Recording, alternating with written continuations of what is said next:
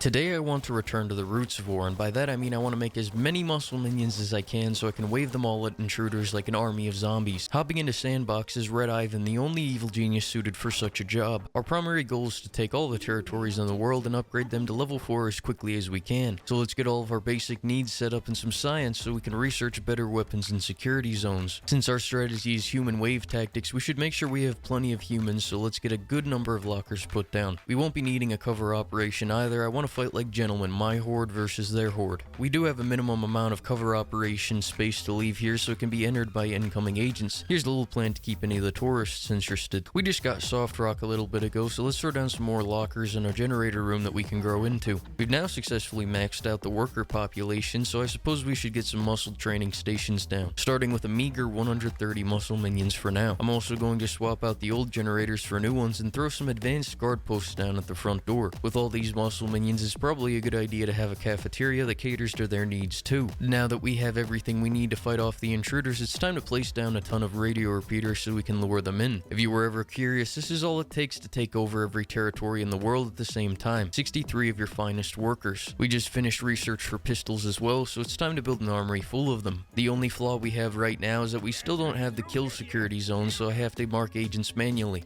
But here's what the current state of defenses looks like.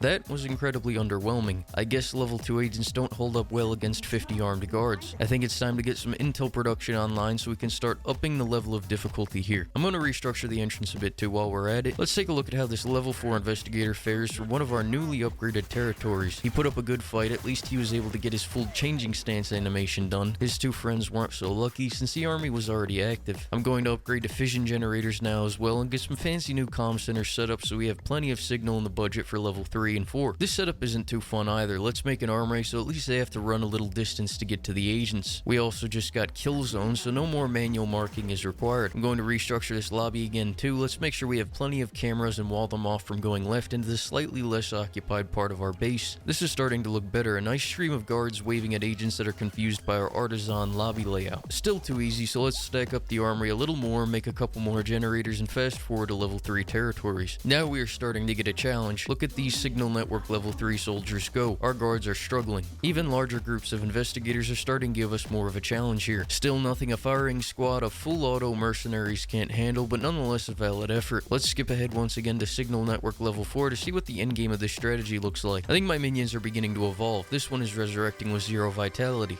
Never mind. The world is now at max level difficulty, and these are 5 max level investigators walking into our lair. I'll throw a little tally for each side in the corners of the screen so you can keep count. The battle has gone on for so long now that we have 20 to 30 other minions here to watch and grab bodies as the battle continues. The wave tactics seem to be working, but we are at the point where we are now grabbing muscle minions mid-meal to help with this fight. That was a little concerning. The only reasonable solution here is to dedicate the entire second floor to training muscle minions and to increase the amount of muscle to 260. We will have to lay off a few of our other minions to do this. This is the true strategy to win the Evil Genius 2 endgame. As you can see, the defenses are now going flawlessly, although I have a couple more things I want to try. First, what if we just led the hall directly into the armory so they walked right into where at least 100 of these good people relax. As we can see here, they calmly stand up and then charge them like zombies, surrounding them to the point where I can no longer see where the investigators are in this horde. Second, only the weak will survive. We will now replace our entire workforce with only guards and no special types of muscle. To do so, I pitted all of my muscle minions against each other in the armory to expedite the rehiring process. After a few weapon returns and waste disposal, we now have a large number of weak minions, and it's just in time for the next wave of max level soldiers. The couple that tried to charge them in the hallway were met with a flurry of bullets before they could reach them, but in the end they reached the door to my armory and were overwhelmed by the sheer number of guards they had to face in hand-to-hand combat. There were about 60 casualties, but after seeing this, I can confidently say that human wave tactics are a very viable strategy if you have at least 150 of them. If you learned something, leave a thumbs up, and I'll see you next time when we return to Satisfactory to show you how to greatly improve the production of your factory. Thanks for watching.